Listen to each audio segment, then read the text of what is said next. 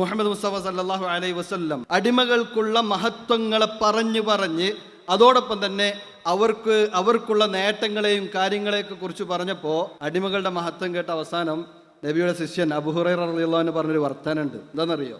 എനിക്ക് ഉമ്മ ഉണ്ടായിരുന്നില്ല എന്നുണ്ടെങ്കിൽ ഞാൻ അടിമയാകുവാൻ ആഗ്രഹിക്കുമായിരുന്നു, എനിക്ക് ഉമ്മയില്ലായിരുന്നുവെങ്കിൽ ഞാൻ അടിമയാകുവാൻ ആഗ്രഹിക്കുമായിരുന്നു എന്നാണ് ഇസ്ലാം പഠിപ്പിച്ച ആ അടിമത്തത്തിലൂടെ കൃത്യമായി മുന്നോട്ട് പോയപ്പോൾ നമുക്കറിയാം, ഇന്ത്യ ഒരു കാലഘട്ടത്തിൽ ഭരിച്ചിരുന്നത് അടിമവംശമായിരുന്നു. അവർക്ക് ഭരണാധികാരികളാകുവാനോ രാജ്യത്തിന്റെ നിയന്ത്രണം ഏറ്റെടുക്കുവാനോ രാജാക്കന്മാരാകുവാനോ പോലും ഒരു തടസ്സവും ഇസ്ലാം പഠിപ്പിച്ച അടിമത്തത്തിലില്ല. ഇത് നമ്മൾ തിരിച്ചറിയേണ്ട കാര്യമാണ്.